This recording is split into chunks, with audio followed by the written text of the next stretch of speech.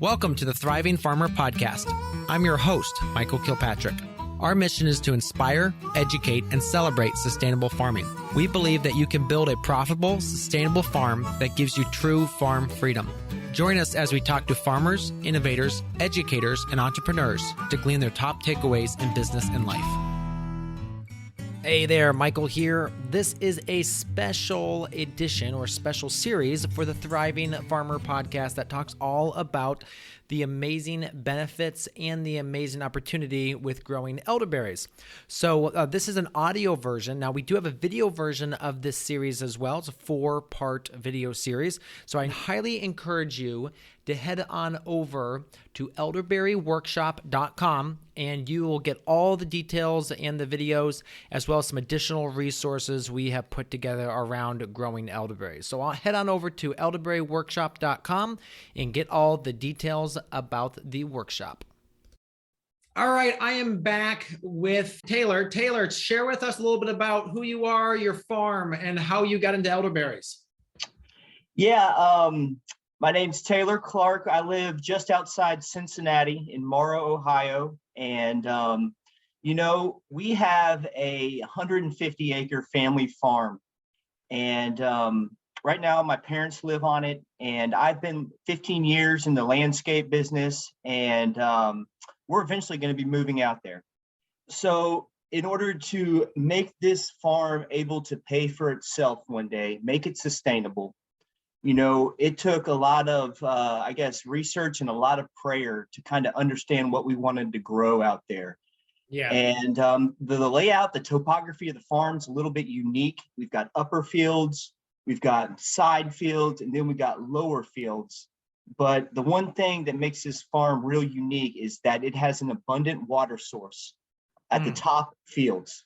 Okay. And that played a big part in, us trying to figure out what we wanted to grow. I first wanted to grow something that I know that would be profitable. Yeah. But most importantly, I wanted to grow something that I could be passionate about growing for the next 15 to 20 years. Yeah. And immediately the research took us right to the elderberries. With COVID, with everybody becoming more health conscious, and the fact that this is a medicine that is already proven to help people during tough times, it was a no-brainer for us. And so 2 years ago, we started our first installation. We installed 650 elderberry cuttings and just kind of went from there. And got 3 different varieties we started with. We started with the Adams variety. We started with Ranch and Bob Gordon's, which came highly recommended for commercial production. So we went with what was already known to produce. Yeah. So, and that's where we went. Now talk to us a little bit about why water is important, because and it depends on really where your fields are, because you've got upper fields, right? You're planting in those upper fields. Yes, correct. Water's important really only a month and a half out of the year. Usually your flower season comes in early to mid-June. Okay. And once those flowers start changing over and developing berries, you're into the first week of July. Yeah. And here in Southwest Ohio, that's when it starts getting hot. And what you want to do is you really want to start when those berries or those flowers start turning into berries, you really want to start pumping them.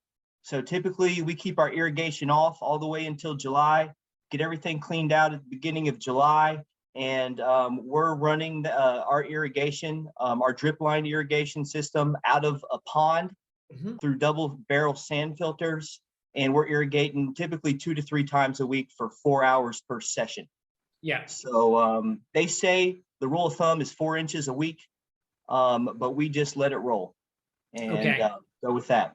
Yeah. And then all right, so let's go back though, because if you have, let's say, bottom land, sometimes you don't even need irrigation. Yeah. You don't need as much irrigation. If you've got land that, holds a little bit water better, but at the same time, you got to have insurance, because if it stops raining in the beginning of July, and doesn't rain except like maybe a quarter inch all the way through mid-August, even when those bottom sections, they're going to dry up eventually, Gotcha. especially in the heat of the summer. Yeah. So you need it for insurance.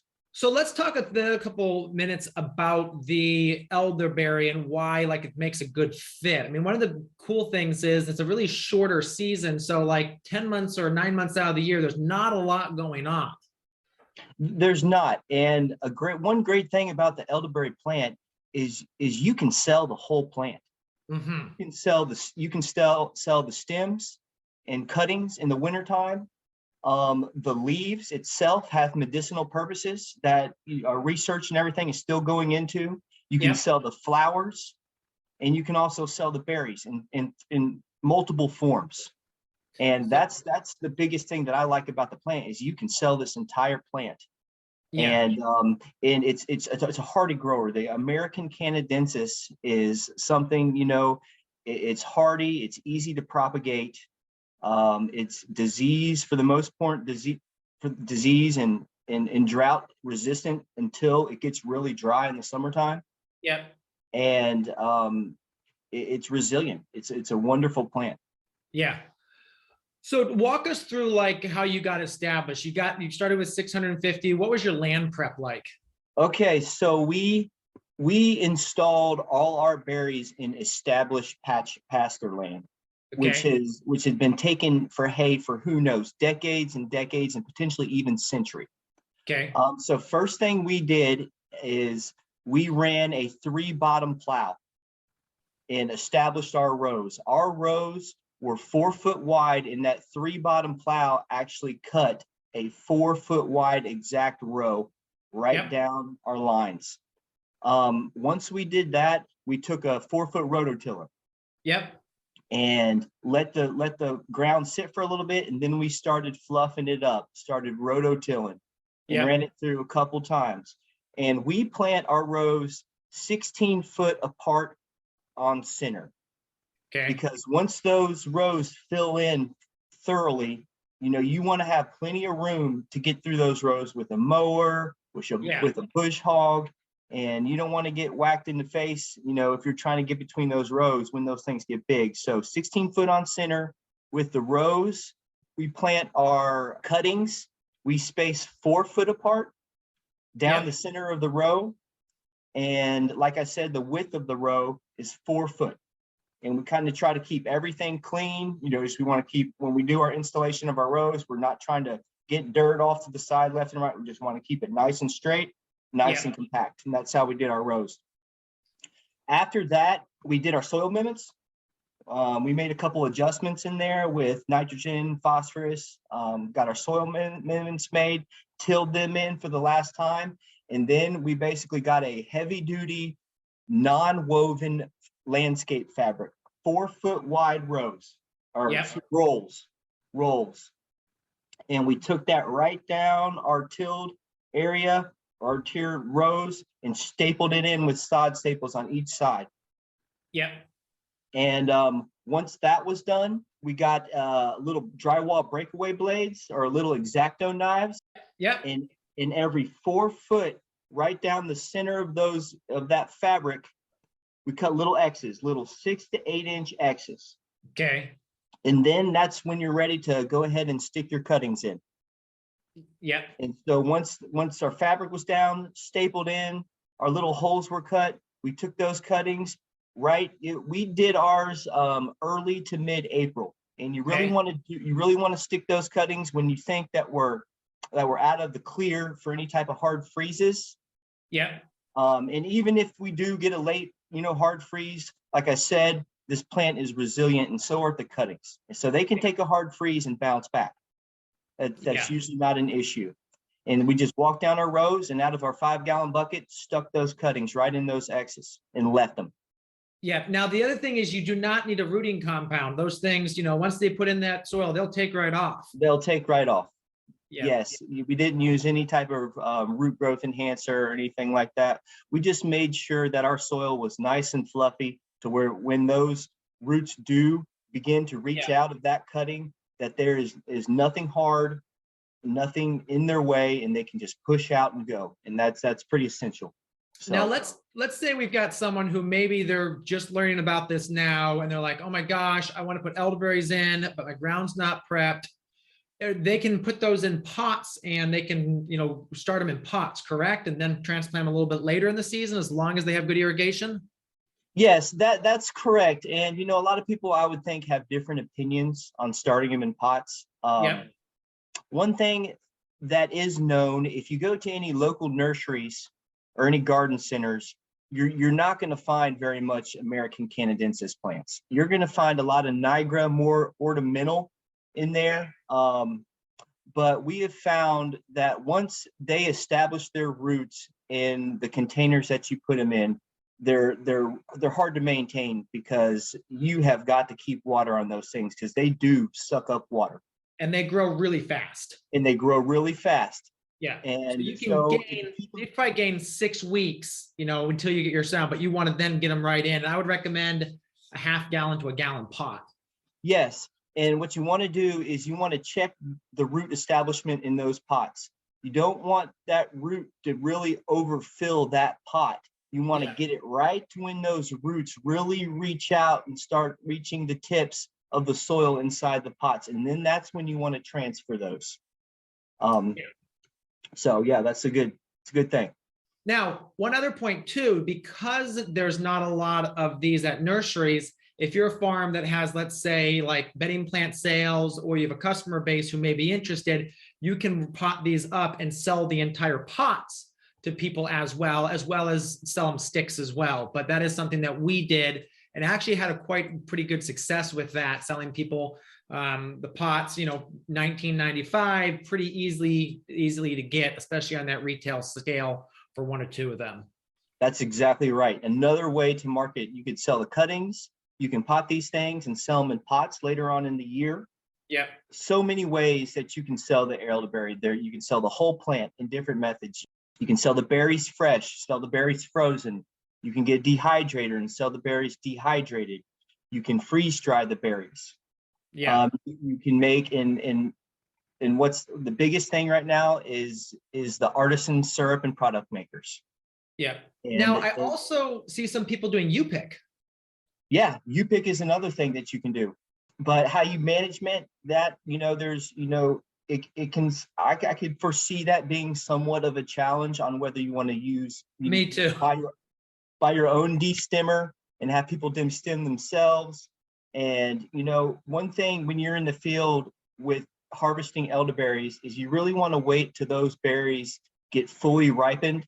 So there's going to have to be a little bit of education beforehand before you send these pickers in there, because a lot of people don't know what they're doing for the most part, especially with elderberries if they're picking berries for the first time. So there'll have to be a little bit of education with it, but absolutely there's definitely a profitable venture in U-pick elderberries. Absolutely. All right, so we've got the sticks in the ground. What's the next step after that?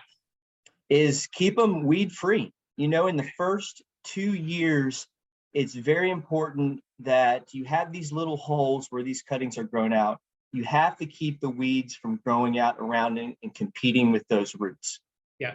So, the fabric, I 100% recommend it. It is going to keep a lot of weeds from growing around your plants. But at the same time, there are going to be some weeds that grow up in those little holes alongside. So it's going to require minimal hand weeding through there. And what we do at the beginning of the second year is inside that fabric, basically, we have these little X's where we have these plants that have grown. And at the end of the first year, we will take that same type of knife and change those X's into larger circles, kind of just opening up the neck around that plant. Because in the beginning of your second year, most of your new shoots are going to come out right at the base of that plant. And so we make our X's into circles, and then we take wood chips, or you can take mulch, leaves, any type of ground cover material, and we'll go ahead and mulch in those circles, because that'll keep a lot of weeds from growing, but at the same time, it'll allow the shoots to rise up, because those shoots will push up, and we're going to be really tough to stop them, even with 6 inches of mulch on top of them. So it's kind of what we do. mulch them, yeah, keep the weeds down, keep the moisture in. And then Yes. after, so you plant them year one, year two, are you supposed to pick all the blossoms off so they don't try to fruit? Actually, year one, we try to pick the blossoms off, Okay. because when you have these smaller cuttings that actually are starting to, develop flowers, you want to keep all that energy of the plant still Okay. focused towards growing in the roots. And if it starts to flower, it's going to put a lot of energy towards that flower into that fruit, but you don't want that to happen in the first year. You want to put all that energy. So we go ahead and just pick the flowers off in the first year. But in the second year, let them go. Okay. Let the flowers turn into fruit. You'll get a harvest in your second year. We've got a pretty significant harvest. And from the picture that you see right now, these are all second year plants. Wow. From cutting. It grows so fast. They grow fast and they're just beautiful. And and like I said, and those will start changing in June. Those flowers will start turning into berries. And you can see in the picture here, this is Adam's variety that we're picking here. It's an indeterminate. So right there, you can see that we have some that are still green and some that are already ripe. Yeah. That's the Adam variety. So basically our harvest season, it lasted 3 weeks. To where we started our first pull, I think we pulled 50 pounds. And then 3 days later, we were like at 75 pounds going through all our rows and harvesting. Yeah. And I think about a week and a half into harvest, we were pulling 300-pound picks. Wow. And that happened 2 or 3 times. And then it kind of plateaued. And then it kind of dropped into the end of the harvest where we pulled another 25 pounds and they were done. Yeah. So. And what's the typical yield per acre that you can go up to? Obviously, it will range depending on your variety and spacing and all of that. Right. Well, for our second year, we harvested 1,100 pounds off of 650 plants. Okay. So if you can, at our spacing, you can typically count on 1,000 plants to be equivalent to 1 acre. Okay. Yeah. So if you do the math, that was in our second year, we were just under 2 pounds per plant. Yeah. Now, as these rows begin to fill in and these plants become mature, I mean, those numbers are going to double, if not triple. Yeah. And if you have a good establishment, fully mature head rows, you can expect anywhere, I'd say, between 5 to 8 pounds per plant. Yeah. And that's quite a bit when you add that up and consider how many plants you can have per acre. And yeah, so if that's 1,000 plants an acre, that's 8,000 pounds. So 4 tons an acre. Yeah. But then obviously you're selling leaves, you're selling, because you can sell the blossoms. And again, you really want to prune off 20% of your blossoms too, easily. And it's one of those things that if you prune some of them off, they'll push the other ones to get just a little bit bigger. So it doesn't hurt to take up to 20%. Absolutely. They say 15%, you can harvest 15% of your elderflowers and still not affect the yields. Okay, 15, yeah. Of how much berry poundage you get. Okay, and then the flower can be used for teas. They can use it for edible flowers. They can make cordial with it. There's a lot of things that people do with the elderflower. A lot of things that they can do with it, and research is going to continue to progress, and they may find even more things to use it for. Absolutely. All right, so let's talk a little bit about harvest here, because this is, you showed a picture of the elderberries. This is actually destemming them. Yeah, destemming was awesome if you have a destemmer. Okay. We knew that we were going to have some poundage, and there are a couple ways to destem without the destemmer. Probably the most efficient way is to go ahead and get all your berries on the cymes and go ahead and put them in big garbage bags and stick them in a freezer. Okay. Freeze those berries, let them freeze, and go ahead and pull them out once they're frozen, and the berries will just drop off. Ah, okay. Or you can go, if you don't have acres and you just have a small plot, you can go ahead and it's a little tedious, but you can pick them off with your fingers. Yeah, it takes a little bit of time, but I would say, could you also set up like hardware cloth and kind of rub them over hardware cloth? You can rub them over hardware cloth. There's a lot of different ways to do this. And we're still innovating. We're still trying to figure all this out on different ways to destem. But yeah, we went ahead and made the move on buying a destemmer, and yes, and it was very efficient. We bought Terry Durham's elderberry destemmer, and it did well. Yeah, and you've tried multiples, and Terry's is, in your opinion, the best. Terry, in my opinion, is the best and the only 100%. One. All right, so then what's this step right here? This step, well, once we destem, we have to sanitize and clean our berries. And how we did it is we just got a big 3-compartment sink. Yep. In the first sink, we put our sanitization water. We use Sanidate 5.0, which is an excellent sanitizer. We can sanitize our berries along with all our equipment. It's like an all-in-one sanitizer that's approved for organic. And so we sanitized in the first sink and did a double rinse in the second sink, in the next 2 sinks. And then we put them on the scale, and we packed all our berries into 4-gallon square food grade buckets. Yep. And that's what you're seeing right here is loading the buckets. And typically you can get 25 pounds in each bucket. And from the bucket, they either went straight into the dehydrators, they went straight into the freeze dryer, or they went on deck for those 2. Yeah. Or they went straight in the freezer. Gotcha. Fresh berries, they're only good for, I'd say, keep them in the refrigerator for 36 to 48 hours max before they start to break down a little bit. So, you need to have a plan for those berries if you don't have somebody come and picking them up fresh within 36 hours.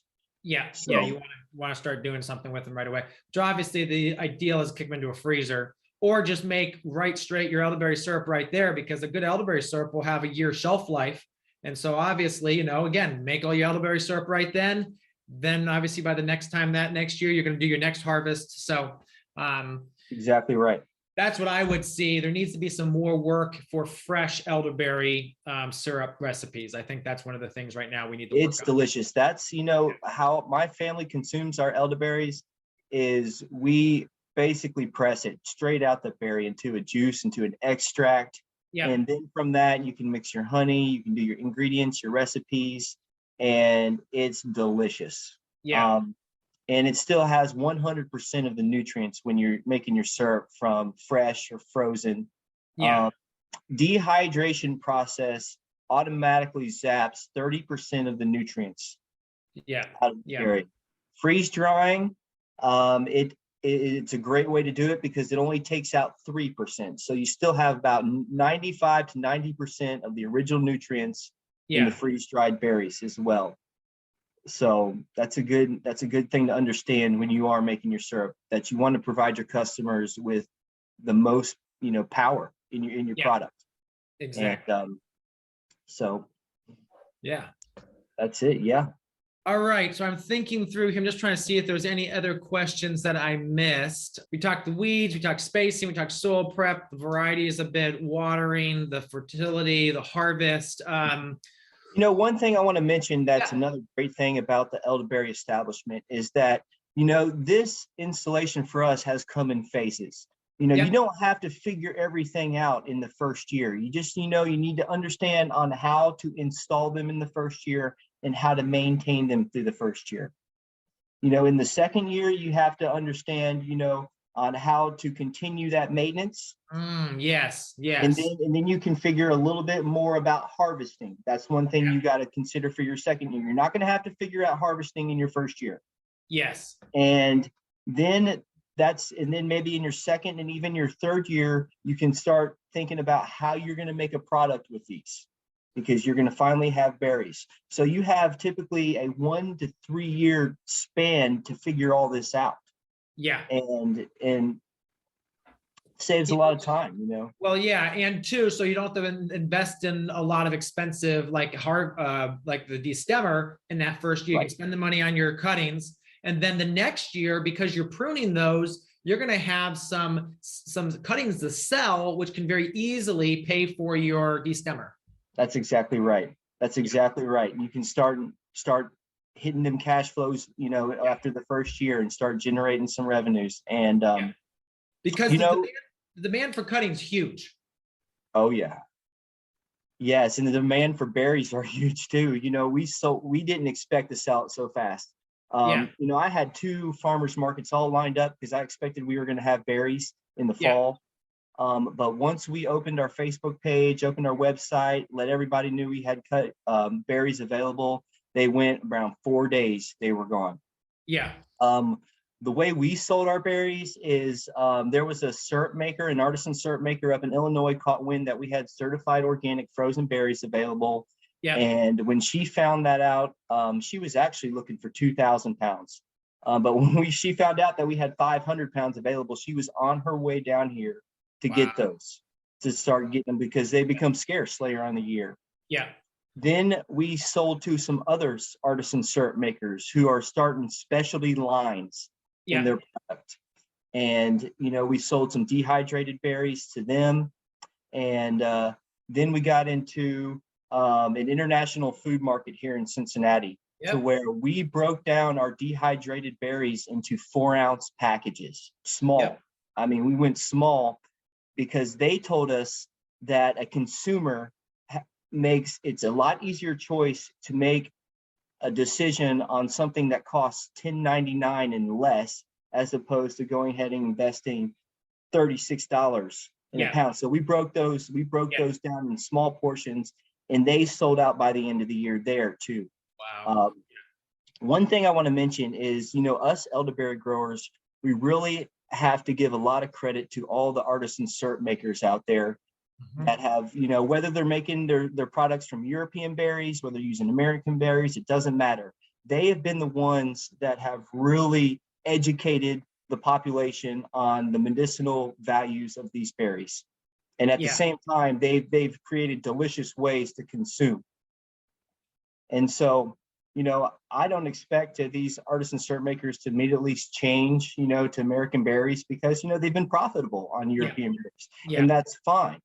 But what I do expect is artisan syrup makers to begin specialty lines in their product, and then through that, they'll start understanding and seeing the differences in between American grown berries, fresher berries, as opposed to what they're getting from overseas right now. Because I think, Taylor, it was you that posted that graphic, and if you can send that to me, we'll kick it into this thing of the difference between the European and the American. The American, the color was so much better. The European just looked like dirty brown. Yeah, but it's just, I believe that there's a lot of good berries coming from Europe. Well, absolutely. But at the same time, the consistency has not been there. Yeah. Because I find people that are getting bad stuff, they're getting good stuff. And, there's just too many unknowns that's coming from Europe, as opposed to the American berry, to where, you're getting these berries, straight from the farm. Absolutely. And there's a little term that they call small batch, so to speak. And pretty much everything you're getting from American growers right now are part of that notion as a small batch. There's a lot of quality, there's a lot of love going into the products. Yeah. And I think that contributes a lot to the difference of taste, smell, even looking at them, like you said. I mean, the color difference was just amazing. Yeah. Yeah. So what's the vision for your farm in the next couple of years? Well, I've been thinking a lot about that this winter. I'm trying to determine whether we want to be a big 20, 50 acre elderberry farm and do that, or we want to go in some other directions. Basically right now is my objective is to follow God's direction in all this, and go where he leads me. And through that, I know we'll be successful. This spring, we're planning on installing 500 aronia berry bushes. You mentioned that, We're doing 450 haskets, 5 different varieties. The honeyberry is another berry that's got great medicinal purposes, that's really unknown around here. So I know I'm being led to diversify right now. Absolutely. But after that, I really want to see, right now we currently have 2.5 acres of elderberries established. And I really want to see what it's going to take to grow, to maintain, to harvest, to process, and selling 2.5 acres of mature elderberries before I want to do any expansion. Yes. So we'll just see where it goes. And right now we're just 100% focused on growing a great plant that produces beautiful berries, high in nutrition. And, that's our main focus right now is growing the plant and growing it well. Yeah. So we'll see. Absolutely. Yeah. I mean, I can see some on-farm events too. I mean, your place is beautiful. So Thank you. Yeah. We're actually planning a field day in June, when these these plants are going to be in full bloom. We're going to have a free family-friendly field day out at our farm in Morrow, to where we can take everybody through the fields. I can spend all day educating people. We could potentially have a fishing tournament for the kids in the irrigation pond, and just have a good day free of charge, where we can just bring people out. And, we want to help people be successful in this. And I think that's a really good way that we can do that. Absolutely. All right. So where can people find out more about you? Website, list them all off. Okay. Well, we put the most on our Facebook page. So if you want to check out Boulder Berry Farms. Yep. Right there, Boulder Berry Farms, on Facebook. That's a way you can go to boulderberry.com. Yep. And start seeing how our price sheet. We're planning on getting our 2022 price sheet out next week, seeing our pricing. We've got information on there, or you can just give me a call. This is my full-time job now, and I am not looking at this as competition. I'm looking to help other people start growing, because, we're still the industry compared here in America compared to the European industry is still in its infancy. Yes. And we need more growers, and there's no competition out there. The demand is too high. Yeah. So give me a call. I'm doing this full time now. You're not going to bug me calling me and asking me about elderberries.